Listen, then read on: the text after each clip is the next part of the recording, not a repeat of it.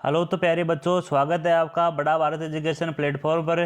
तो देखिए, आज हम पढ़ने जा रहे हैं रासायनिक अभिक्रिया एवं समीकरण, जो कक्षा 10th का चैप्टर है और ये काफ़ी अपना वेटेज रखता है भाई। अब देखिए, सबसे पहले हम इसमें पढ़ेंगे रासायनिक अभिक्रिया के बारे में। सबसे पहले अपन इसमें पढ़ेंगे रासायनिक अभिक्रिया। अब देखिए, रासायनिक अभिक्रिया क्या होती है। जब एक या एक से अधिक पदार्थ आपस में अंतःक्रिया कर नए पदार्थ का निर्माण करते हैं, उसे अपन रासायनिक अभिक्रिया बोलते हैं। जब एक या एक से अधिक पदार्थ आपस में रिएक्ट करते हैं, आपस में वो अभिक्रिया करते हैं, तो एक नया पदार्थ बनता है। जो वो प्रोसेस है उसी को अपन बोलते हैं रासायनिक अभिक्रिया। उसके बाद मैंने थोड़ा सा बताया है पदार्थ के बारे में। इसके बाद में जो हमने डिस्कस किया है वो किया है थोड़ा पदार्थ के बारे में कि पदार्थ क्या होता है। देखिए, प्रत्येक वह वस्तु जिसका द्रव्यमान और आयतन हो वो क्या होती है, पदार्थ होती है। जैसे पेन, पेंसिल, हवा, उष्मा, प्रकाश, गणना, ये पदार्थ नहीं है। जबकि जो पेन, पेंसिल, हवा है, ये क्या है, सभी पदार्थ हैं। उसके बाद देखिए, जो पदार्थों में जो परिवर्तन होते हैं वो दो प्रकार के होते हैं। जो पदार्थों में दो परिवर्तन होते हैं वो दो प्रकार के होते हैं। एक होता है भौतिक परिवर्तन, दूसरा होता है रासायनिक परिवर्तन। आप सबसे पहले अपन बात करेंगे भौतिक परिवर्तन की। तो देखिए, भौतिक गुणों में परिवर्तन होगा परंतु रासायनिक गुणों में परिवर्तन नहीं होगा, उसे अपन भौतिक परिवर्तन कहते हैं। अब देखिए, जब भौतिक परिवर्तन उसे बोलेंगे अपन जिसमें पदार्थ के भौतिक गुणों में चेंज होगा, जबकि रासायनिक गुणों में कोई चेंज नहीं होगा। और अपन रासायनिक परिवर्तन उसको बोलेंगे कि उसके पदार्थ के रासायनिक गुणों में तो परिवर्तन होता है, जबकि भौतिक गुणों में परिवर्तन नहीं होता। तो मैंने भौतिक परिवर्तन में लिखा है कि पदार्थ के भौतिक गुणों में परिवर्तन होगा परंतु रासायनिक गुणों में परिवर्तन नहीं होगा। जो इस प्रकार का जो परिवर्तन है उसे अपन भौतिक परिवर्तन बोलते हैं। जैसे बर्फ का पिघलना, एक बार बर्फ पिघल गई तो उसका क्या हो गया, अवस्था में चेंज हो गया, ठोस अवस्था से द्रव्य अवस्था में बदल गई।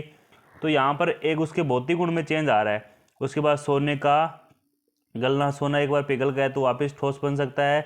और मैं एक सीधा सीधा फंडा ही बताता हूँ भाई कि जो पदार्थ एक बार दूसरे पदार्थ में बदल जाता है, अगर वो पहले वाले में दोबारा आ जाता है तो उसे अपन बोलते हैं भौतिक परिवर्तन। अगर वो पहले वाले पदार्थ का निर्माण नहीं कर पाता तो इस प्रकार के परिवर्तन को अपन बोलते हैं रासायनिक परिवर्तन। अब देखिए, बर्फ का पिघलना, बर्फ पिघल गई एक बार, पानी बन गया। अब पानी से फिर अपन बर्फ बना सकते हैं। तो जो पदार्थ पहले बन सकता है, पहले वाला हो सकता है, ऐसा जो परिवर्तन है वो भौतिक परिवर्तन है। सोने का गलना, अगर सोना एक बार गल गया तो वापस से उसको अपन ठोस बना सकते हैं। तो जो इस प्रकार का जो परिवर्तन होता है इसी अपन बोलते हैं भौतिक परिवर्तन। इसके बाद जो हमारा अगला पॉइंट है वो है रासायनिक परिवर्तन का। इसको अपन समझते हैं रासायनिक परिवर्तन को। रासायनिक गुणों में परिवर्तन होगा परंतु भौतिक गुणों में परिवर्तन नहीं होगा, उसे अपन रासायनिक परिवर्तन कहते हैं। कि ये जो पदार्थों में होने वाला वह परिवर्तन है जिसमें पदार्थ के जो रासायनिक गुण है उसमें तो परिवर्तन आता है, जबकि जो भौतिक गुण है उसमें कोई परिवर्तन नहीं आता। जैसे कि दूध का जमना, कागज का जलना। जैसे दूध का जमना, दूध एक बार जम गया तो दही बन गया उसका। उसका अपन पहले वाला दूध उससे नहीं बना सकते। मतलब एक बार दूध से दही बन गया तो अपन दही से फिर दूध नहीं बना सकते। जो इस प्रकार के जो रासायनिक गुणों में जो परिवर्तन होते हैं तो ऐसे परिवर्तन को अपन बोलते हैं रासायनिक परिवर्तन। कागज का जलना, एक बार कोई चीज़ जल गई तो वापस वो पहले वाली अपन को प्राप्त नहीं हो सकती। जो इस प्रकार के जो परिवर्तन होते हैं इसी प्रकार के परिवर्तन को अपन बोलते हैं रासायनिक परिवर्तन। उसके बाद जो हमारा अगला पॉइंट है वो है रासायनिक समीकरण का। देखिए, रासायनिक समीकरण क्या होती है। रासायनिक समीकरण को उनके तत्वों के प्रतीक अणुसूत्रों में व्यवस्थित करना रासायनिक समीकरण कहलाता है। जैसे मैं एग्जाम्पल से साथ समझाऊं तो मैं बताऊंगा मैग्नीशियम फीते का दहन। जैसे आपके पास मैग्नीशियम फीता है, जब आप उसकी ऑक्सीजन के साथ अभिक्रिया कराओगे तो आपके पास प्राप्त होगा मैग्नीशियम ऑक्साइड, जो कि एक रासायनिक अभिक्रिया है। इस रासायनिक अभिक्रिया को एक समीकरण में सूत्रों के माध्यम से अगर अपन दर्शा देंगे तो ऐसे जो होगा वो होगा रासायनिक समीकरण। जो इसको प्रतीकों के साथ अपन व्यवस्थित कर देंगे तो इसे अपन बोलते हैं रासायनिक समीकरण बोलते हैं। जैसे मैंने यहाँ पर एग्जाम होता है मैग्नीशियम फीते का दहन, तो Mg मैग्नीशियम है, इसका दहन करेंगे तो इसकी ऑक्सीजन के साथ अभिक्रिया कराएंगे और साथ में क्या बन गया, MgO मैग्नीशियम ऑक्साइड बन गया। तो इस प्रकार ये होती है रासायनिक समीकरण। उसके बाद हम अगले स्लाइड पर जाते हैं। तो देखिए, इसमें क्या बताया है मैंने। अब देखिए, जो रासायनिक समीकरण है इसमें दो चीज़ें होती है। जैसे मैंने इससे पहले जैसे Mg प्लस O2, जब मैग्नीशियम धातु ऑक्सीजन के साथ अभिक्रिया करती है तो तीर के बाद क्या बनता है, MgO O, 2 बनते हैं। यहाँ पर ऑक्सीजन 2 है तो यहाँ पर 1 है 2 लगा देंगे, यहाँ पर मैग्नीशियम 2 है तो यहाँ पर भी 2 करेंगे, तो इस प्रकार अपना संतुलित कर लेंगे। अब देखिए इस समीकरण में 2 हैं, एक तो तीर से पहले है और एक दूसरा तीर के बाद है। जो तीर से पहले होता है उसको अपन बोलते हैं अभिकारक, जो तीर के बाद में आता है उसको अपन बोलते हैं उत्पाद। जो रासायनिक समीकरण, ये पूरी क्या एक रासायनिक समीकरण है, इसमें जो क्रिया करते हैं वो होते हैं क्रिया अभिकारक या क्रियाकारक, और इस क्रिया के बाद जो बनता है वो होता है भाई उत्पाद। तो ये मैंने लिखा है कि किसी रासायनिक अभिक्रिया में क्रिया करने वाले पदार्थ को अपन अभिकारक बोलते हैं, और किसी रासायनिक अभिक्रिया के परिणाम स्वरूप निर्मित होने वाले पदार्थ को अपन उत्पाद बोलते हैं। जैसे कि इसमें और एग्जाम्पल समझा है, मैं थोड़ा जूम करता हूँ इसको। कोयले का दहन, कोयला क्या होता है, कार्बन होता है। कोयले के अंदर क्या होता है, कार्बन होता है। जब कोयले का आप दहन कराओगे तो अर्थात उसी कोयले के ऑक्सीजन के साथ अभिक्रिया कराओगे तो आपके पास जो उत्पाद बनेगा वो बनेगा CO2। अब जो क्रिया कर रहे हैं ये 2 कर रहे हैं, कार्बन और ऑक्सीजन, ये हो गए क्रियाकारक है अभिकारक है, और जो तीर के जो बाद बन रहा है वो हो गया उत्पाद। उसके बाद देखिए इस चैप्टर का जो मोस्ट इम्पोर्टेंट पार्ट है वो है संतुलित रासायनिक समीकरण। कि अपन आपके पास कोई भी रासायनिक समीकरण दे दी जाए, आप उसको संतुलित कैसे करोगे, ये इंपॉर्टेंट है इसके अंदर। ये इससे कई बार प्रश्न आता है। अब देखिए इसको अपन आराम से पढ़ते हैं। देखिए पहले तो इसकी अपन परिभाषा देखते हैं, ये मैंने क्या लिखा है यहाँ पर कि संतुलित रासायनिक समीकरण वह होती है जिसके दोनों पक्षों में अभिकारक व उत्पाद में प्रत्येक तत्व की परमाणु संख्या क्या हो, बराबर हो। संतुलित समीकरण वह होती है जिसमें दोनों पक्षों में, एक अभिकारक दूसरा उत्पाद, में अभिकारक और उत्पाद में प्रत्येक तत्व की परमाणु संख्या क्या हो, बराबर हो। जो तीर से जो पहले और तीर के बाद प्रत्येक तत्व के परमाणु संख्या क्या होनी चाहिए भाई, बराबर होनी चाहिए, तब उसको अपन बोलेंगे संतुलित रासायनिक समीकरण। अब देखिए जैसे यहाँ पर मैंने एग्जांपल लिया है FeSO4, इसके बन गया Fe2O3, साथ में SO2 और साथ में क्या बना है भाई SO3। जब अपन इसको संतुलित करेंगे तो देखिए यहाँ पर Fe 1 है, इधर 2 हैं तो इसको 2 से गुणा कर देंगे अपन, ठीक है। अब Fe इधर 2 हैं, इधर भी 2 हैं। अब देखिए SO4 2 लगाते हैं, यहाँ पर 2 हो गए, लेकिन इधर तो क्या है, इधर भी देखो 2 सल्फर है, इधर भी 2 सल्फर है, 2 सल्फर हो गई। ऑक्सीजन कितने हैं, 2 × 4 8, यहाँ पर 3 इधर 5 8 हो गए। तो इस प्रकार यहाँ पर दोनों पक्षों में प्रत्येक तत्व की जो परमाणु संख्या वो क्या हो गई, बराबर हो गई। अब देखिए अगला जो हमारा पॉइंट है वो है संतुलित रासायनिक समीकरण का महत्व। आगे देखिए इसके एग्जाम्पल हम आगे और करेंगे, लेकिन पहले ही अपन ये सीखेंगे कि अपन जो रासायनिक समीकरण होती है उसको अपन संतुलित करते क्यों, आखिर इसका महत्व क्या है संतुलित करने का, तो इसको समझते हैं अपन। मैंने यहाँ पर इसकी थ्योरी लिखी है, इसको अपन पढ़ते हैं पहले। कि द्रव्यमान संरक्षण के नियम के अनुसार किसी रासायनिक अभिक्रिया में द्रव्यमान को न तो उत्पन्न कर सकते हैं और न ही उसको क्या कर सकते हैं भाई, नष्ट कर सकते हैं। अर्थात रासायनिक अभिक्रिया में अभिकारक का द्रव्यमान रासायनिक अभिक्रिया के उत्पाद के द्रव्यमान की क्या होता है, बराबर होता है। जो क्रियाकारक में जो क्रियाकारक का जो द्रव्यमान है वही क्या होता है, उत्पाद का द्रव्यमान होता है। तो ये द्रव्यमान संरक्षण का नियम है, इस बात को फॉलो करना चाहिए रासायनिक समीकरण, तब अपन उसको सही मानेंगे। अब देखिए यहाँ पर एग्जाम्पल लिए हमने कि जब हम अब कहते हैं H2 की ऑक्सीजन के साथ है तो हमारे पास जो उत्पाद बनता है वो बनता है H2। यहाँ पर देखिए एक जो हाइड्रोजन का 2 परमाणु उसका द्रव्यमान 1 होता है, यहाँ पर 2 परमाणु तो गुणा 2, और ऑक्सीजन का 1 परमाणु द्रव्यमान होता है वो होता है 16, 2 का हो जाएगा 34, 16 दूनी 32 होएगा, सॉरी यहाँ पर गलत कर रखा है इन्होंने, 16 दूनी 32।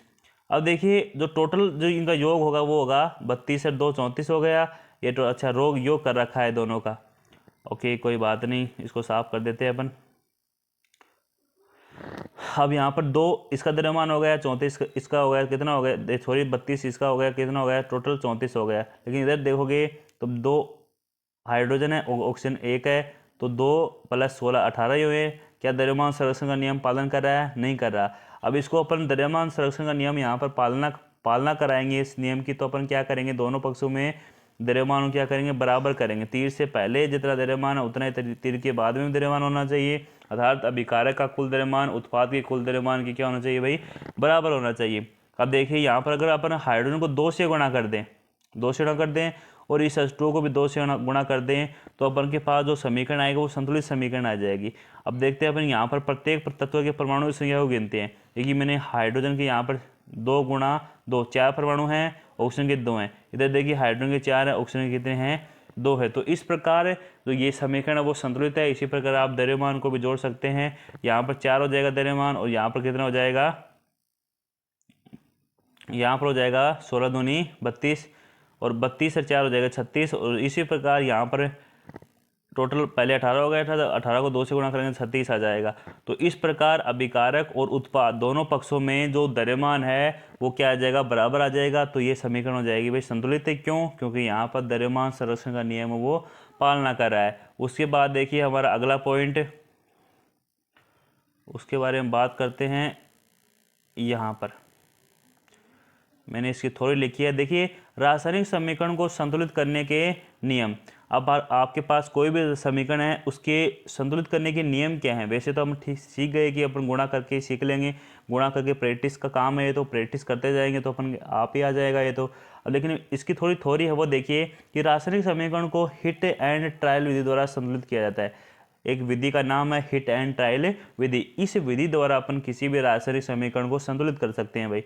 अब देखिए असंतुलित रासायनिक समीकरण को कंकालीय समीकरण भी कहते हैं। जो आपके पास जो अनबैलेंस समीकरण होती है, अनबैलेंस इक्वेशन होती है, उसको अपन बोलते हैं कंकालीय समीकरण। जो असंतुलित है रासायनिक समीकरण उसको अपन बोलते हैं कंकालीय समीकरण भाई, उसको बोलते हैं। उसके बाद देखिए अब इसके एग्जाम्पल करते हैं। थोड़ा मैं इसको जूम कर लेता हूँ ताकि आपको विजिबल अच्छे से हो। पहला एग्जाम्पल हमारा ऊपर मैंने लिखा है असंतुलित समीकरण, और नीचे इसकी लिखा है संतुलित समीकरण। यहाँ पर देखिए हाइड्रोजन के 2 परमाणु हैं अभिकारक की तरफ, और उत्पाद की तरफ भी कितने हैं, 2 परमाणु है हाइड्रोजन के। अब हाइड्रोजन के 2 परमाणु हैं अभिकारक और उत्पाद दोनों तरफ। लेकिन ध्यान से देखिए जो अभिकारक वाला पक्ष है उसके अंदर ऑक्सीजन के 2 परमाणु हैं, और इधर ऑक्सीजन का 1 ही परमाणु है। तो ये क्या दोनों पक्षों में प्रत्येक तत्व की परमाणु संख्या बराबर है? नहीं है ना, क्योंकि यहाँ पर ऑक्सीजन तो देखो 2 हैं, इधर 1 ही है। तो अपन क्या करेंगे, दोनों पक्षों में बराबर करेंगे ऑक्सीजन को। तो अपन इसको 2 से गुणा कर देंगे ना, तो अब हमारे पास दोनों तरफ पक्षों में ऑक्सीजन की संख्या बराबर हो जाएगी।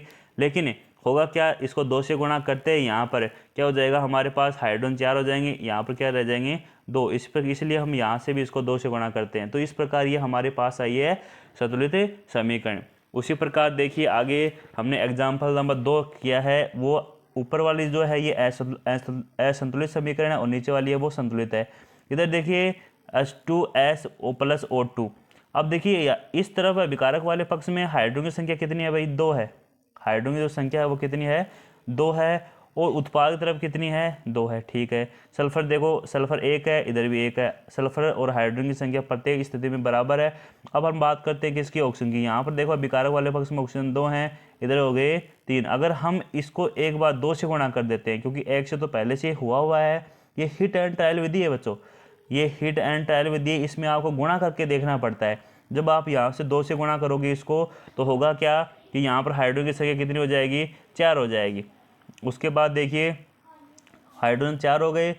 अब इस तरफ 2 अगर 2 हैं तो इसको भी हम 2 से गुणा करेंगे। तो इस प्रकार हमारी क्या हो जाएंगे, हाइड्रोजन की संख्या कितनी हो जाएगी, दोनों पक्षों में बराबर आ जाएगी, 4 आ जाएगी। लेकिन 2 से गुणा करने पर सल्फर कितने हो जाएंगे, यहाँ पर परमाणु 2 जाएंगे, और यहाँ पर कितना रहा है, 1 ही। तो इसको भी अपन SO2 को भी 2 से गुणा करना पड़ेगा, इसलिए अपन यहाँ से इसको 2 से गुणा कर दिए। अब देखिए प्रत्येक स्थिति में हाइड्रोजन और सल्फर की परमाणु की संख्या समान है क्या, देखना पड़ेगा अपन को। इधर देखिए हाइड्रोजन के 4 हैं, इधर भी 2 गुणा 2 4 हो गए, ठीक है। सल्फर के 2 हैं, इस तरफ इधर भी कितने हैं, 2 हैं, ओके। अब देखिए आप ध्यान से देखोगे तो यहाँ पर जो ऑक्सीजन है वो संतुलित नहीं रही, उसका बैलेंस नहीं है। अब उसको अपन बैलेंस कैसे करेंगे, तो वो देखो एक बार। यहाँ पर ऑक्सीजन की 2 हैं परमाणु, यहाँ पर कितने हैं, 2 गुणा 2 4, और 4 प्लस 2 6 है। अगर इसको अपन 3 से गुणा कर दें इस वाले को, यहाँ से इस ऑक्सीजन को, तो हमारे पास जो परमाणु की संख्या आ जाएगी वो क्या आ जाएगी, 6 आ जाएगी, दोनों पक्षों में बराबर आ जाएगी, ठीक है। तो इस प्रकार क्या हो जाएगा, ये संतुलित समीकरण हो जाएगा। उसके बाद देखिए अगला एग्जाम्पल, उसके बाद अपन बात करते हैं अगले एग्जाम्पल की। तो वो देखिए यहाँ पर मैंने ऊपर जो लिखा है वो लिखा है असंतुलित समीकरण, और जो नीचे लिखा है वो लिखा है इसकी संतुलित समीकरण। आप ध्यान से देखते रहिए, घबराना नहीं है। एक बार स्टार्टिंग में थोड़ा दिक्कत आएगा, उसके बाद आपको कोई दिक्कत नहीं आएगा इसके अंदर। अब देखिए यहाँ पर Al2SO4 है, और यहाँ पर है BaCl2, दोनों ने आपस में अभिक्रिया करी, BaSO4 और AlCl3 बन गया। अब देखिए यहाँ पर एल्यूमिनियम के 2 परमाणु हैं, इधर कितना है 1 है, तो इसलिए अपन यहाँ से इसको 2 से गुणा कर देंगे।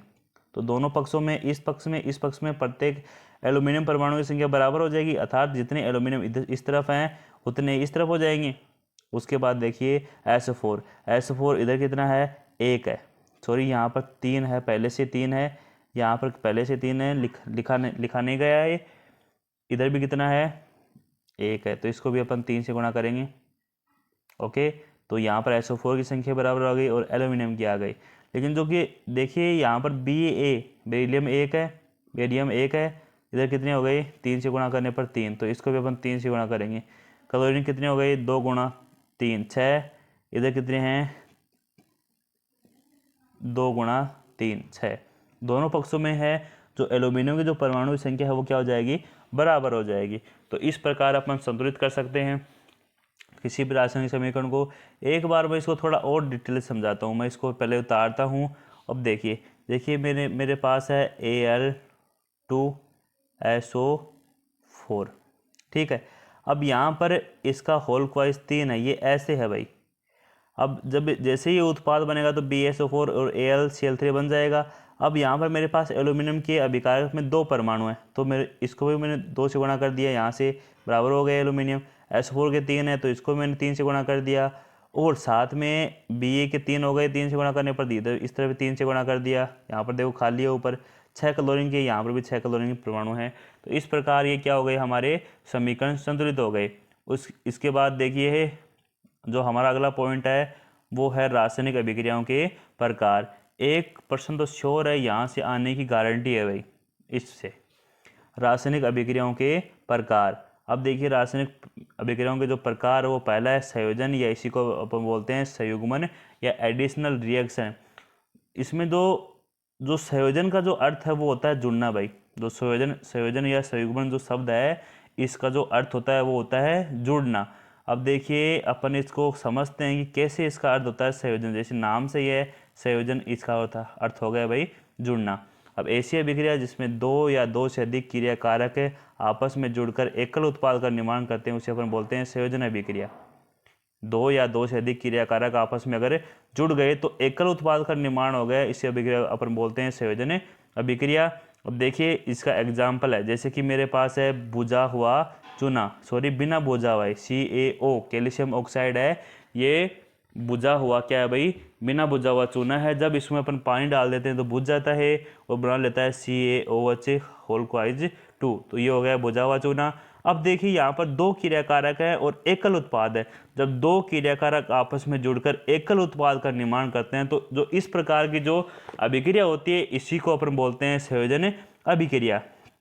क्या बोलते हैं भाई इसको, संयोजन अभिक्रिया बोलते हैं। उसी प्रकार देखिए Mg मैग्नीशियम धातु जब ऑक्सीजन के साथ अभिक्रिया करती है तो बना लेती है MgO मैग्नीशियम ऑक्साइड। इसमें भी 2 क्रियाकारक हैं और एकल उत्पाद है। 2 क्रियाकारक आपस में जुड़ गए और एकल उत्पाद का निर्माण कर दिए, तो ये भी कैसी अभिक्रिया हो गई भाई, ये संयोजन अभिक्रिया हो गई। ठीक है, आगे जोश बरकरार रखिए बच्चों, इसमें आपको हिम्मत नहीं तोड़नी है। इसको पूरा चैप्टर को आज खलास करके अपन उठते हैं, ऐसे नहीं उठेंगे इसको। आगे बढ़ते हैं अपन अगले स्लाइड के अंदर, तो है हमारी चौथी स्लाइड। अब देखिए इसको अपन पढ़ते हैं। इसके संयोजन के मैंने और एग्जाम्पल लिखा है यहाँ पर। संयोजन का एग्जाम्पल एक और लिया है, जैसे मैंने कार्बन के अभिक्रिया करा रहा हूँ मैं ऑक्सीजन के साथ है, तो 2 क्रियाकारक हो गए आपस में जुड़ गए, किसका निर्माण कर दिए, CO2 का एकल उत्पाद का निर्माण कर दिए। किसका निर्माण कर दिए भाई, एकल उत्पाद का निर्माण कर दिए। उसी प्रकार देखिए हाइड्रोजन, जब हाइड्रोजन ऑक्सीजन के साथ अभिक्रिया करेगा तो क्या बनेगा, H2O बनेगा, पानी बनेगा। अब पानी बन गया तो कैसा उत्पाद है, ये एकल उत्पाद ही है, डबल थोड़ी ना उत्पाद है, एकल उत्पाद है, तो ये भी कौन से अभिक्रिया हो गए भाई, संयोजन। उसी प्रकार देखिए जैसे मैंने नोट लिखा है यहाँ पर, ये संयोजन अभिक्रिया नहीं है, ये नोट पॉइंट है। जैसे मेरे पास है ये है CaOH2 जिसको अपन बोलते हैं बुझा हुआ चूना। जब बुझा हुआ चूना CO2 के साथ अभिक्रिया करता है, बड़ी अच्छी बात है बेटो, बड़ी अच्छी बात है बेटा, कि जब CaOH2 होल क्वाइट 2 जब CO2 के साथ अभिक्रिया करता है तो जो उत्पाद बनता है वो बनता है CaCO3 कैल्शियम कार्बोनेट। और जो कैल्शियम कार्बोनेट होता है इसी को अपन बोलते हैं संगमरमर। क्या बोलते हैं भाई, संगमरमर। साथ साथ मर संगमरमर, ये पत्थर आता है संगमरमर का, वो साथ में बनता है भाई पानी। अब देखिए जो कैल्शियम कार्बोनेट का जो पत्थर है, जो संगमरमर का पत्थर है, वो जैसे जैसे आप इसको ऊष्मा दोगे, हीट दोगे तो ये CaO कैल्शियम ऑक्साइड और CO2 गैस में मुक्त हो जाएगा। इस अर्थात ये टूटेगा, एक तो बनेगा CaO कैल्शियम ऑक्साइड और साथ में बनेगा CO2 गैस है। उसके बाद देखिए जो अगली हमारी जो अभिक्रिया है वो है वियोजन, या इसको अपन बोलते हैं अपघटन अभिक्रिया। इसको अपन बोलते हैं वियोजन या इसी को अपन बोलते हैं अपघटन अभिक्रिया। तो देखिए वियोजन जो इसमें जो शब्द है इसका अर्थ होता है टूटना। वियोजन या अपघटन का अर्थ होता है टूटना, कि जब कोई चीज़ टूटती है तो उसको बोलते हैं वियोजन, या उसका अपघटन हो गया। जो इसका जो अर्थ है वो है टूटना भाई, वियोजन का सिंपल अर्थ है टूटना। अब देखिए इस टूटने से शब्द से अपन इसको परिभाषित कर देंगे कि ऐसी अभिक्रिया जिसमें एकल क्रिया कारक टूटकर दो या दो से अधिक उत्पादों का निर्माण करता हो, उसे अपन बोलते हैं वियोजन अभिक्रिया। जैसे मेरा एग्जाम्पल है, मेरे पास है CaCO3 कैल्शियम कार्बोनेट है। जब इसको अपन गर्म करेंगे ना बेटा, क्या करेंगे, इसको गर्म करेंगे तो मेरे पास जो उत्पाद बनेगा वो बनेगा CaO कैल्शियम ऑक्साइड बनेगा, और साथ में दूसरा जो उत्पाद बनेगा वो बनेगा CO2। अब कैल्शियम ऑक्साइड CO2 ये उत्पाद है, कितने हैं, 2 हैं। कितने हैं भाई, 2 हैं। और क्रियाकारक कैसा है, 1 है। तो एकल क्रियाकारक टूटकर 2 उत्पादों का निर्माण कर रहा है। तो जो इस प्रकार की जो अभिक्रिया है उसी को हम बोलते हैं वियोजन अभिक्रिया। कुछ समझ में आया कि जिसमें एकल क्रियाकारक टूटकर 2 या 2 से अधिक उत्पादों का निर्माण करता है, तो ऐसी अभिक्रिया को अपन बोलते हैं वियोजन अभिक्रिया बोलते हैं। क्या बोलते हैं भाई, वियोजन अभिक्रिया बोलते हैं। इसके बाद देखिए हमारा अगला पॉइंट क्या है।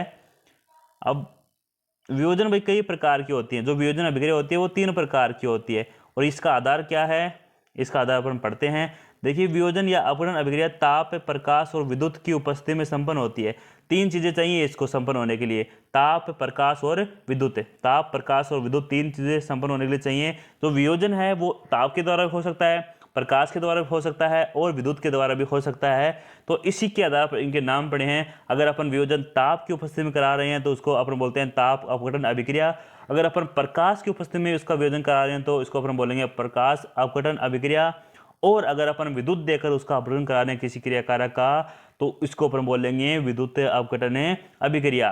तो मैंने फिर से पढ़ रहा हूँ इसको कि वियोजन या अपघटन अभिक्रिया ताप, प्रकाश और विद्युत की उपस्थिति में क्या होती है, संपन्न होती है। इस आधार पर हम इसे 3 भागों में बांट सकते हैं। इस आधार पर अपन इसको कितने भागों में बांटेंगे, इसको 3 भागों में अपन इसको बांटेंगे।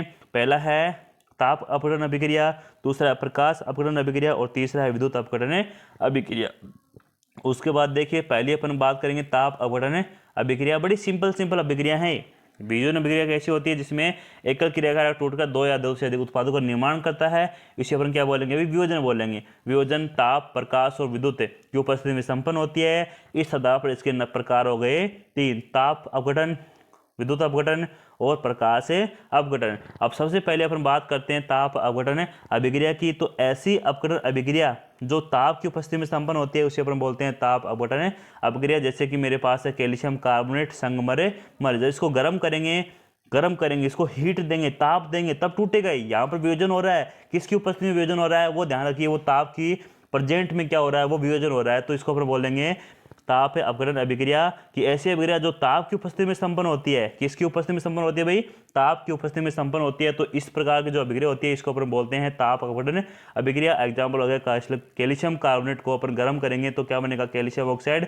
और साथ में बनेगा CO2 गैस। उसी प्रकार अब जो हमारा दूसरा एग्जाम्पल है वो है हमारे पास FeSO4, जिसको अपन बोलते हैं आयरन सल्फेट या फेरस सल्फेट। जब इसको गर्म करेंगे तो हमारे पास जो उत्पाद बनेगा वो 3 बनेंगे। यहाँ पर बनेगा, एक तो बनेगा Fe2O3 जिसको अपन बोलेंगे फेरिक ऑक्साइड, Fe2O3 को अपन बोलेंगे ferric oxide, SO2 sulphur dioxide और SO3 हो गया सल्फर ट्राई ऑक्साइड। तो जैसे अपन ये भी ताप की उपस्थिति में संपन्न हो रही है भाई, वियोजन हो रहा है। यहाँ पर एकल क्रियाकारक टूटकर 2 या 2 से अधिक उत्पादों का निर्माण कर रहा है। इस अभिक्रिया में 3 उत्पाद बन रहे हैं, ऊपर वाले में 2 उत्पाद बन रहे हैं। तो वियोजन हो रहा है, लेकिन किसकी प्रेजेंस में हो रहा है, ताप के प्रेजेंस में हो रहा है। तो ये इसलिए अभिक्रिया हो गई ये ताप अपघटन अभिक्रिया। उसके बाद देखिए हमारी जो अगली स्लाइड है, 50% काम हो गया बच्चों। 50% काम हो गया, जो टॉपिक का जो हार्ड पोर्शन था वो हो गया। अब तो बस सिंपल बचे हैं, बस इसको रीडिंग मारनी है और आपको फटाफट रिवीजन करना है कि पहली जो, उसके बाद जो सेकंड अपघटन अभिक्रिया वो है प्रकाश अपघटन अभिक्रिया। अब ऐसी अपघटन अभिक्रिया जो प्रकाश की उपस्थिति में संपन्न होती है उसे अपन बोलते हैं प्रकाश अपघटन अभिक्रिया। ऐसी अपघटन अभिक्रिया जो प्रकाश की उपस्थिति में संपन्न होती है उसे अपन बोलते हैं प्रकाश अपघटन अभिक्रिया बोलते हैं। जैसे कि मेरे पास है एग्जाम्पल है पहला और दूसरा ये है। पहला है एग्जाम्पल AgCl, जिसको अपन बोलते हैं सिल्वर क्लोराइड बोलते हैं। जैसे ही इसके ऊपर में अपन सूर्य का प्रकाश डालेंगे तो जो आपके पास उत्पाद बनेगा वो बनेगा सिल्वर, और साथ में बन जाएगी क्लोरीन गैस, वो निष्कासित हो जाएगी गैस के रूप में। उसी प्रकार AgBr है, इसको भी अपन सूर्य के प्रकाश में रखेंगे तो दो उत्पाद बनेंगे, एक बनेगा सिल्वर और दूसरा बनेगा ब्रोमीन गैस, ब्रोमीन बन जाएगी। अब ये भी क्या है, वियोजन अभिक्रिया है जिसमें एकल क्रियाकारक टूट कर दो उत्पादों का निर्माण कर रहा है। लेकिन प्रेजेंस किसकी है, ये प्रकाश की प्रेजेंस है, सूर्य के प्रकाश की प्रेजेंस है। ठीक है, AgCl के ऊपर डालोगे और AgBr के ऊपर डालोगे तो ये दो भागों में टूट जाएंगे, एक G दूसरा Cl या Br। तो ये प्रेजेंस में सूर्य के प्रकाश की उपस्थिति में संपन्न हो रही है, तो इसका नाम पड़ गया प्रकाश अपघटन अभिक्रिया। अब देखिए एक इंपॉर्टेंट पॉइंट है, प्रकाश अपघटन अभिक्रिया का उपयोग ब्लैक एंड व्हाइट फोटोग्राफी में किया जाता है। जो पहले अपन ब्लैक एंड व्हाइट जो फोटो होती थी अपनी, उसमें भी अपन इस अभिक्रिया का उपयोग करते थे। ये इंपॉर्टेंट बात है भाई कि आपको पूछ लेंगे कि ब्लैक एंड व्हाइट फोटोग्राफी में कौन सी अभिक्रिया का उपयोग होता है, तो आप बताओगे प्रकाश अपघटन अभिक्रिया का उसमें वहाँ पर उपयोग होता है। उसके बाद देखिए जो अगली जो हमारी अपघटन अभिक्रिया वो है विद्युत अपघटन अभिक्रिया। विद्युत अपघटन अभिक्रिया वह अपघटन अभिक्रिया जो विद्युत की उपस्थिति में, विद्युत धारा की उपस्थिति में संपन्न होती है। विद्युत देकर किसी क्रियाकारक को तोड़ेंगे, क्या देकर तोड़ेंगे भाई, विद्युत लाइट देकर तोड़ेंगे, तो उसको हम बोलते हैं विद्युत अपघटन अभिक्रिया बोलते हैं। जैसे एग्जाम्पल इसकी बात करें तो जैसे आपके पास NaCl है, NaCl में आप पानी डाल दोगे, क्या डाल दोगे, पानी डाल, दोनों का विलयन तैयार कर दोगे और दोनों में क्या दोगे, ये एक पात्र ले लिया आपने यहाँ पर। जैसे इसको पहले मैं साफ करता हूँ ताकि आपको समझ में अच्छे से आए। जैसे आपने पात्र ले लिया एक और इसमें बैटरी लगा दी और इसमें अपने पानी डाल दिया और इसमें क्या डाल दिया, ऊपर से नमक डाल दिया। जैसे अपन इसमें नमक डालेंगे तो क्या होगा, यहाँ पर करंट स्विच ऑन करेंगे तो क्लोरीन गैस है वो तो यहाँ से उड़ जाएगी, जो क्लोरीन गैस है यहाँ से वो उड़ जाएगी और इसमें रह जाएगा नमक रह जाएगा। तो यही है भाई, यही है कि अपन विद्युत देकर क्या कर रहे हैं, दोनों को अलग कर रहे हैं, दोनों को तोड़ रहे हैं विद्युत की उपस्थिति में। उसके बाद जो हमारी जो अगली अभिक्रिया है वो है ऊष्माक्षेपी अभिक्रिया। कौन सी अभिक्रिया भाई, हमारी जो अगली अभिक्रिया है वो है ऊष्माक्षेपी अभिक्रिया। अब देखिए ऊष्माक्षेपी अभिक्रिया नाम में है, ऊष्मा का क्षेपण करते हैं, ऊष्मा को उत्सर्जित कर रहे हैं। ऐसी अभिक्रिया जो उत्पाद तो बनाएगी लेकिन साथ में उसको ऊष्मा भी निष्कासित होगी वहाँ से। कि ऐसी अभिक्रिया, देखिए इसकी परिभाषा देखो, ऐसी अभिक्रिया जिसमें उत्पाद के साथ साथ ऊष्मा का भी क्या होता है भाई, उत्सर्जन होता है, उसे अपन बोलते हैं ऊष्माक्षेपी अभिक्रिया। जैसे कि CaO कैल्शियम ऑक्साइड को अपन कैल्शियम ऑक्साइड में अपन डालते हैं, पानी डालते हैं तो आपके पास जो उत्पाद बनता है वो CaOH2 बनता है, Ca कैल्शियम हाइड्रोक्साइड, और साथ में बहुत ज़्यादा ऊष्मा निकलती है। जैसे आप जब जाते हो अपने घर को पेंट करने के लिए कड़ी लेकर आते हो, कड़ी जो अपन देसी में करते हैं ना, कड़ी वो लेके आते हो, उसमें आप क्या डालते हो, पानी डालते हो, तो वो पानी गर्म हो जाता है। क्यों हो जाता है, क्योंकि वहाँ पर ऊष्मा निकलती है। क्या निकलती है भाई, ऊष्मा निकलती है। तो ये इस प्रकार की जो अभिक्रिया होती हैं इनको बोलते हैं ऊष्माक्षेपी अभिक्रिया। दूसरा इसका एग्जाम्पल है प्राकृतिक गैस यानी कि मेथेन का दहन। जब दहन का अर्थ किसी भी वस्तु की ऑक्सीजन के साथ अभिक्रिया कराना, कोई भी आपके पास पदार्थ है वो जलने वाला हो, जब आप उसकी अभिक्रिया ऑक्सीजन के साथ कराओगे तो उसको अपन बोलेंगे दहन। अब वैसे ही अपन मेथेन का क्या करा रहे हैं, दहन करा रहे हैं, तो आपके पास जो उत्पाद बनता है वो बनता है CO2 H2 और साथ में क्या मुक्त होती है भाई, ऊष्मा। तो ऐसी अभिक्रिया जिसमें ऊष्मा का क्या हो रहा हो, उत्सर्जन हो रहा हो, तो इस प्रकार की अभिक्रिया को अपन बोलते हैं ऊष्माक्षेपी अभिक्रिया। समझ में आई या बात, नहीं आई ना, कि ऐसी अभिक्रिया जिसमें उत्पाद के निर्माण के साथ साथ क्या होता है भाई, ऊष्मा का भी क्या होता है, उत्सर्जन होता है। इस प्रकार की अभिक्रिया अपन बोलते हैं ऊष्माक्षेपी अभिक्रिया बोलते हैं। उसके बाद अपन बात करते हैं आगे, स्लाइड कंप्लीट है, इसके बाद अपन आगे अगली स्लाइड में बात करते हैं। इसको थोड़ा मैं अपन जूम कर लेते हैं। वो देखिए, अब श्वसन एक ऊष्माक्षेपी प्रक्रम है भाई। श्वसन क्या है, एक ऊष्माक्षेपी प्रक्रम है। इसको थोड़ा अपन समझाते हैं थोड़ा डिटेल में कि जैसे श्वसन क्या होता है वो सुनो एक बार। एक तो हमारे पास होता है ब्रीथिंग और दूसरा होता है रेस्पिरेशन। दो टर्म बोल रहा हूँ मैं, एक बोल रहा हूँ मैं ब्रीथिंग और दूसरी बोल रहा हूँ मैं रेस्पिरेशन। ये मैंने आपकी एक कोशिका बना ली, क्या बना लिया, एक कोशिका, जिसके अंदर भोजन है वो ग्लूकोज के रूप में पहुंच गया अंदर। किस रूप में पहुंच गया भाई, ग्लूकोज के रूप में यहाँ पर भोजन पहुंच गया। जब ये इस ग्लूकोज की अभिक्रिया होती है ऑक्सीजन के साथ है। अब किसी भी चीज़ का जब आप ऑक्सीजन के साथ अभिक्रिया कराओगे तो उसको अपन बोलेंगे दहन बोलेंगे। अब अपन ग्लूकोज किसके साथ अभिक्रिया करा रहे हैं, ऑक्सीजन के साथ, ग्लूकोज का क्या हो रहा है, दहन हो रहा है। तो जब ग्लूकोज का दहन होगा तो यहाँ पर जो उत्पाद बनेगा वो बनेगा पानी, CO2, और बहुत अधिक मात्रा में क्या बनती है, यहाँ पर ऊर्जा मुक्त होती है। इसी ऊर्जा का अपन अपने शरीर के एनर्जी के लिए करते हैं। जो ये ऊर्जा होती है इसी एनर्जी का उपयोग हमारे शरीर के लिए अपन करते हैं, एनर्जी को काम में लेते हैं।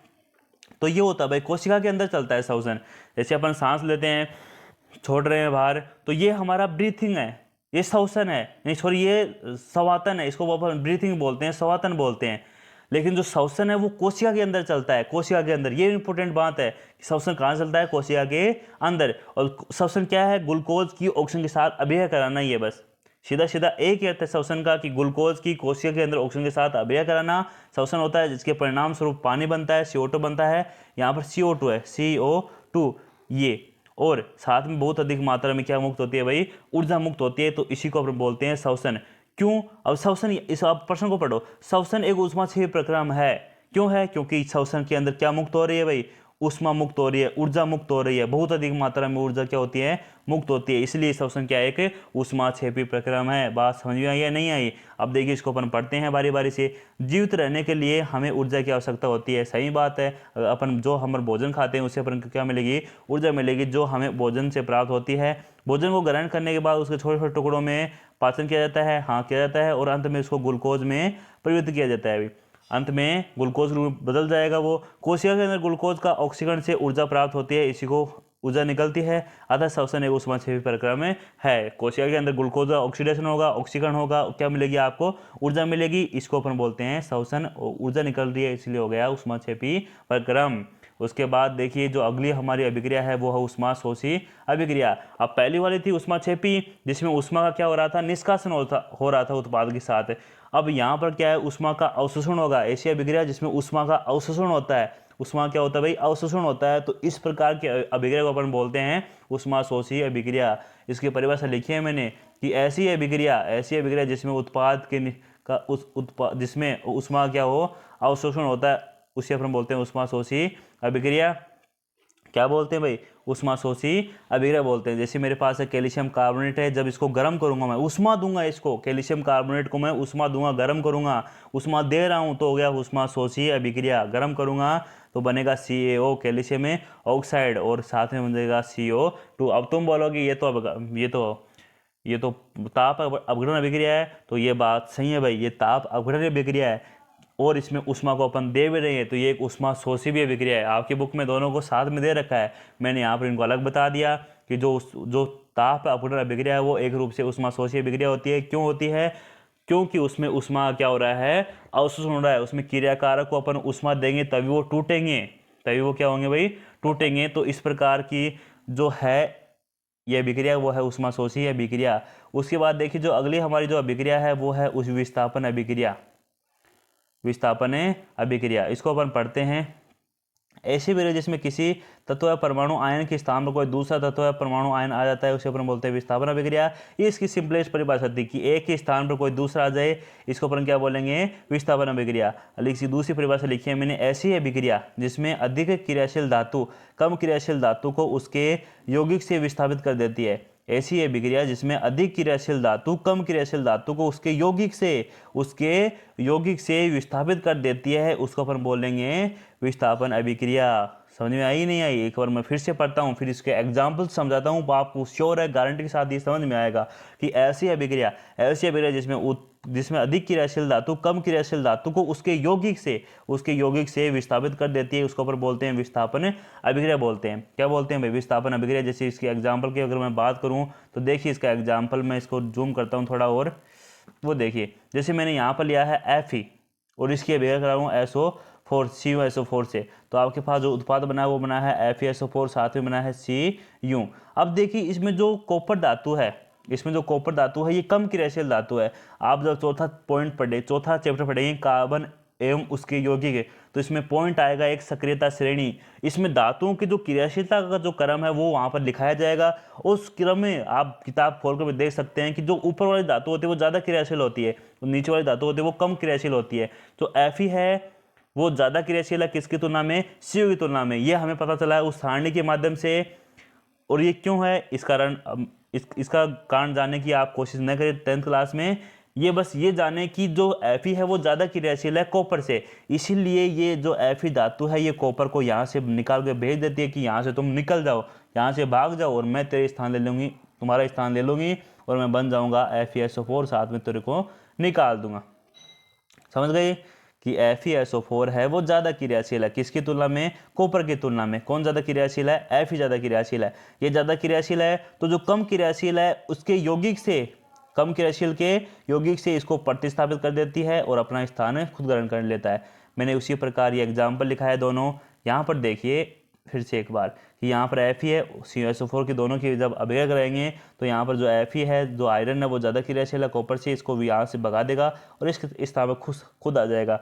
यहाँ पर विस्थापन हो रहा है, एक के स्थान पर कोई दूसरा आ रहा है।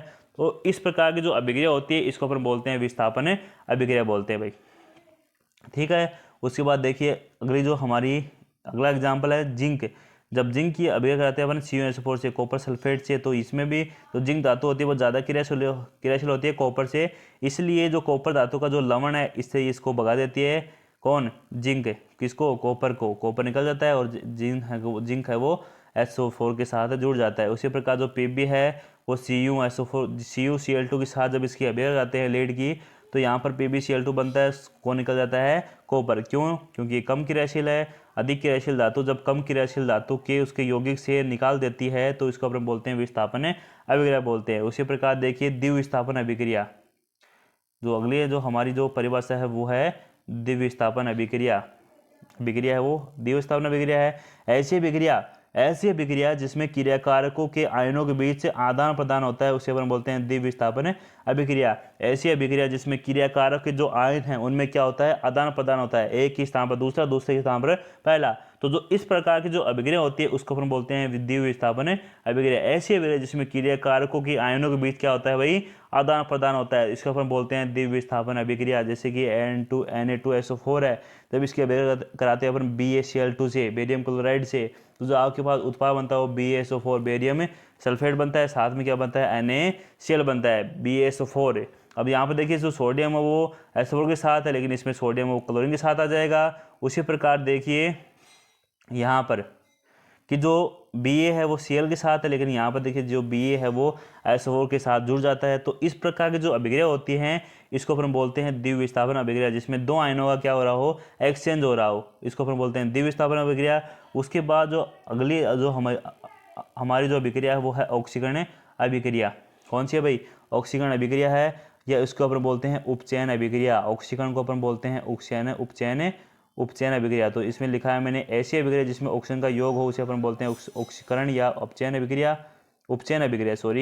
ऐसी अभिक्रिया जिसमें ऑक्सीजन का क्या हो भाई, योग हो, ऑक्सीजन जुड़े। किसी भी अभिक्रिया में अगर ऑक्सीजन जुड़ रही है तो वो हो गई ऑक्सीकरण अभिक्रिया।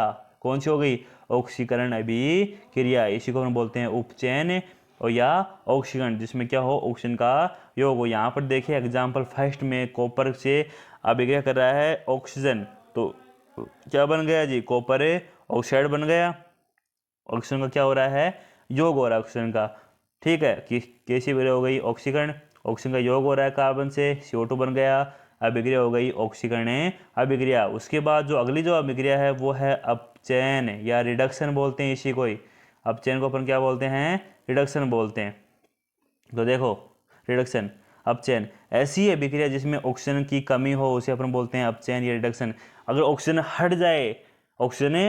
हट जाए तो अपन बोलेंगे उसको अपचयन अभिक्रिया, और ऑक्सीजन जुड़ जाए तो उसको अपन बोलेंगे ऑक्सीकरण अभिक्रिया। तो यहाँ पर देखिए कैल्शियम ऑक्साइड से ऑक्सीजन हट गई, कॉपर से कौन हट गई, ऑक्सीजन हट गई।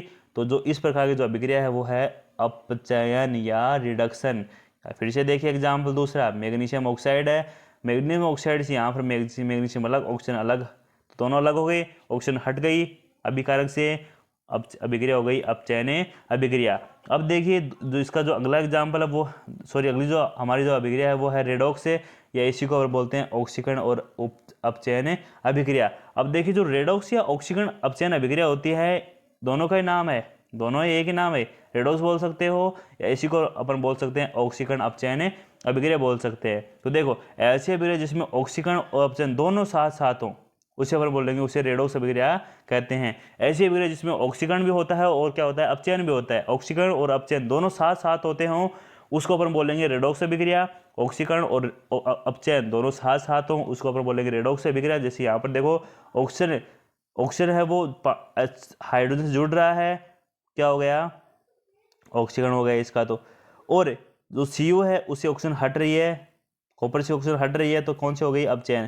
तो जब अपचयन और ऑक्सीकरण दोनों साथ साथ होते हैं उस अभिक्रिया को अपन बोलते हैं रेडॉक्स अभिक्रिया। समझ में आया कि नहीं आया, कि ऐसी अभिक्रिया जिसमें ऑक्सीकरण और अपचयन, ऑक्सीकरण मतलब ऑक्सीजन का योग और अपचयन मतलब ऑक्सीजन का हटना, दोनों साथ साथ हों, ऐसी अभिक्रिया को अपन बोलते हैं ऑक्सीकरण या रेडॉक्स अभिक्रिया। उसके बाद जो हमारी अंतिम जो स्लाइड है वो देखिए। अब देखिए चैप्टर जल्दी पूरा होने वाला है, मात्र बस थोड़ा सा ये सब्र और रखना है आपको, मात्र 5-10 मिनट का सब्र रखना है, चैप्टर खल्लास हो जाएगा 1 शॉट के अंदर। बड़ी बेसब्री से आपको इंतजार था, अब अपन इसको ले आए अंतिम पोर्शन के अंदर। वैसे देखो अगला एग्जाम्पल है रेडॉक्स का। यहाँ पर जिंक ऑक्साइड है वो कार्बन के साथ अभिक्रिया कर रहा है, क्या बना रहा है, CaO कार्बन मोनोऑक्साइड, और साथ में बना रहा है भाई जिंक। अब देखिए इससे ऑक्सीजन हट रही है, अपचयन हो रहा है, और इससे ऑक्सीजन जुड़ रही है, तो क्या हो रहा है, ऑक्सीकरण। तो इसमें अपचयन और ऑक्सीकरण दोनों साथ साथ हो रहे हो, अभिक्रिया हो गई रेडॉक्स अभिक्रिया। तो इस चैप्टर का जो अंतिम पोर्शन है वो है दैनिक जीवन में ऑक्सीकरण अभिक्रियाओं के प्रभाव। दैनिक जीवन में ऑक्सीकरण अभिक्रियाओं के प्रभाव है। अब वो देखिए, पहला है इसका संसारण। पहला क्या है भाई, संसारण। अब संसारण क्या होता है, आपको देखा होगी, आपकी कोई भी लोहे की कोई सामग्री है, जैसे आप उसको कई आर्द्रता वाले स्थान पर रखते हो तो उसके ऊपर जंग लग जाती है। अब वो एक रूप से उस धातु के ऊपर वो जंग लगना ही क्या है, संसारण है, संसारण है। वो धातु संसारित हो गई, संसारित हो गई, संसारण हो गया उसका। अब देखिए मैंने इसकी परिभाषा लिखी है कि जब कोई धातु अम्ल आर्द्रता के संपर्क में आती है, आर्द्रता मतलब नमी के संपर्क में आती है, तो वो संसारित होने लग जाती है, था वो नष्ट होने लग जाती है, ऊपर से उसकी जो परत है वो डैमेज होने लग जाती है अलग अलग रूपों के अंदर, अलग अलग रूपों में, जैसे जंग के रूप में, काल कभी अलग अलग धातुओं के अलग अलग कलर चढ़ते हैं, उसी को अपन बोलते हैं संसारण। मैंने यहाँ पर लिखा है जब कोई धातु अम्ल आर्द्रता के संपर्क में आती है तो अपन क्या बोलते हैं उसको, संसारण उसको बोलते हैं। जैसे जो चांदी का जब संसारण होगा ना तो उसके ऊपर काली परत चढ़ जाएगी, ठीक है। लोहे के ऊपर भूरे रंग की परत जिसको अपन क्या बोलते हैं, जंग, और इसका सूत्र होता है Fe2O3X उसके बाद वो तांबा होता है, उसको संसारण कारण उसके ऊपर जो हरी परत चढ़ जाती है। चांदी के ऊपर है काली परत है, लोहे के ऊपर है भूरी परत है, और तांबे के ऊपर हरी परत चढ़ जाती है। ये संसारण के कारण चढ़ेंगी, पहले नहीं चढ़ेंगी। जब धातु संसारित हो जाएंगी तब ये परतें चढ़ जाएंगी। उसके बाद जो देखिए इसका अगला चैप्टर, अगर आगे चैप्टर आएगा उसमें इसका फुल डिटेल से पढ़ेंगे इसको। उसके बाद जो अगला हमारा पॉइंट है वो है विकृत गंधिता। विकृत गंधिता, इसको देखिए, जब वसा युक्त व तेलीय पदार्थों को लंबे समय तक रखा जाता है तो वे ऑक्सीकरण हो जाते हैं अर्थात विकृत गंधित हो जाते हैं। इसे अपन क्या बोलते हैं, विकृत गंधिता बोलते हैं भाई। क्या बोलते हैं इसको, विकृत गंधिता। आपने चिप्स की थैलियाँ देखी होंगी, और जो चिप्स की जो थैलियाँ होती हैं उनके अंदर जो चिप्स होती हैं, अगर वहाँ पर अपन ऑक्सीजन डाल दें तो ये ऑक्सीकरण, इनका टेस्ट है वो खराब हो जाएगा, ऑक्सीकरण हो जाएंगी, ठीक है, ऑक्सीजन डालने पर। क्यों, क्योंकि उनके साथ ऑक्सीजन जुड़ जाएगी, उनका क्या हो जाएगा, ऑक्सीकरण हो जाएगा। इसको बचाने के लिए अपन इसमें नाइट्रोजन गैस भरेंगे। क्यों भरेंगे, क्योंकि जो नाइट्रोजन अभिक्रिया होती है वो कम क्रियाशील होती है, वो इतनी आसानी से इसका ऑक्सीकरण नहीं करेगी। तो मैंने यहाँ पर लिखा है साफ साफ है बड़े सुंदर शब्दों में कि वो देखो, विकृत गंधित होने पर उसके स्वाद गंध में परिवर्तन आ जाता है। अगर चिप्स की थैली विकृत गंधित हो गई, खराब हो गई, तो आप खाओगे क्या, इसमें बांस आएगी, गंध आएगी, आपको बोलेंगे ये खराब माल देता है दुकान वाला। तो समझ जाना क्यों है, क्योंकि उस पन्नी के अंदर छेद हो गया और उससे से क्या जा रही है, ऑक्सीजन जा रही है, उसका ऑक्सीकरण हो गया। ये क्या है, विकृत गंधिता है। और विकृत गंधिता कोई सामान हो गया, विकृत गंधित हो गया तो उसका स्वाद भी खराब हो जाएगा, उसका रंग भी चेंज हो जाएगा, ठीक है। वसा युक्त तेलीय पदार्थों को ऑक्सीकृत होने से रोकने के लिए इनमें प्रतिओक्सी कारक मिलाए जाते हैं। जैसे यहाँ पर नाइट्रोजन मिला दिया अपन चिप्स की थैली में, ये प्रतिओक्सी कारक है जो ऑक्सीकरण को रोकता है। उसके बाद देखो चिप्स की मैंने बात की है कि चिप्स की थैलियों में ऑक्सीजन को हटाकर उनके अंदर नाइट्रोजन गैस बढ़ जाती है, जैसे ये पदार्थ ऑक्सीकरण नहीं होते क्योंकि नाइट्रोजन कम सक्रिय गैस है। और अंत में जो एक हमारी अभिक्रिया है वो है अवक्षेपण अभिक्रिया। ऐसी अभिक्रिया जिसमें उत्पाद के साथ अम्लीय या अघुलनशील पदार्थ का निर्माण होता है, उसे अपन बोलते हैं अवक्षेपण अभिक्रिया। जैसे अपन कराते हैं अभिक्रिया Na2SO4 की BaCl2 के साथ है, तो आपके पास BaSO4 बनता है, साथ में बनता है NaCl। अब जो BaSO4 है सफ़ेद रंग का तले के अंदर बैठ जाएगा, तो ये अवक्षेपित हो जाएगा पेंदे के अंदर। तो जो इस प्रकार की जो अभिक्रिया है जिनमें उत्पाद है वो अवक्षेपित हो जाता है, इस प्रकार की अभिक्रिया को अपन बोलेंगे अवक्षेपण अभिक्रिया। ठीक है, तो ये हमारा चैप्टर है यहाँ पर कंप्लीट वन शॉट के अंदर। ओके, अगर आपको वीडियो अच्छा लगा, आपके लिए हेल्पफुल रहा, तो चैनल को अवश्य सब्सक्राइब कीजिए, भूलना मत है। और वीडियो को लाइक कीजिए, कमेंट कीजिए कि आपको अगली वीडियो कौन सी चाहिए। ओके, धन्यवाद।